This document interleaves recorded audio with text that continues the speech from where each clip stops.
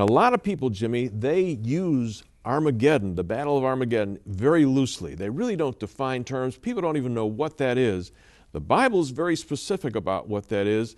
Give us a couple of the scriptures and tell us, what does God say is coming at the Battle of Armageddon? John, I'll do that in just a moment, but let me just remind everybody as we look at our columns, you have next the rapture of the church, the 7-year tribulation, then the second coming of Christ, the 1,000-year kingdom, and the great white throne judgment before eternity future. Today in our world, we're someplace just prior to the rapture of the church.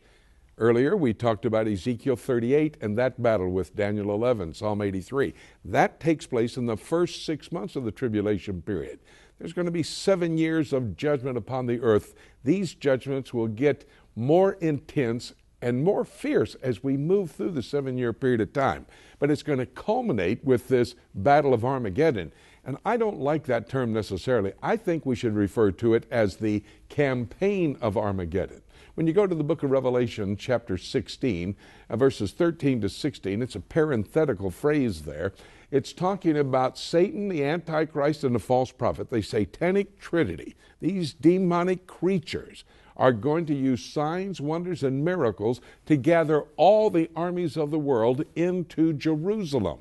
Now, this is going to happen just prior to Jesus Christ coming back. And before Jesus Christ does come back to the earth on the Mount of Olives there in Jerusalem, the Bible tells us some other things are going to happen. You cannot just have one prophetic passage stand alone. Zechariah chapter 14, for example, says, all the armies of the world, verse 2, will gather in Jerusalem. When the Lord sees this unfolding, then chapter 19, verse 11 of the book of Revelation indicates that God the Father will tell Jesus the Son, get on your white horse, take the church that is here in the heavenlies with you, go back to the earth. They arrive in the city of Jerusalem, Zechariah chapter 14 and verse 4. And the Mount of Olives splits, making way for a valley to lead up to the Jezreel Valley.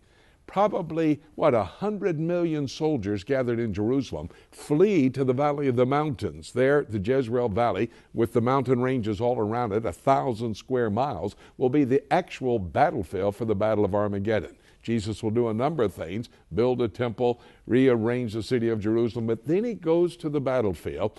And the Bible tells us in chapter 19 of Revelation, he simply speaks. It's not going to be a nuclear war. He speaks, they die. At that point in time, Jesus Christ will then walk for 176 miles through a valley of blood. The book of Revelation, chapter 14, verses 19 and 20, says the blood from that battle will be flowing as high as the horse's bridle. Interestingly, it's 176 miles from the battlefield in Armageddon all the way to the entrance of Petra, where those Jewish people have been protected for that last 3.5 years. He goes there, he gathers them in. Isaiah 63, verses 1 to 6, gives us the location at Basra, the entrance of Petra there in Edom.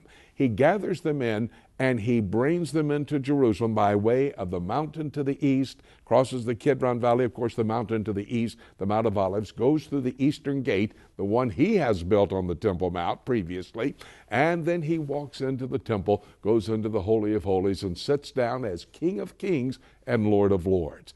That's the end time scenario with the campaign of Armageddon unfolding there in Jerusalem.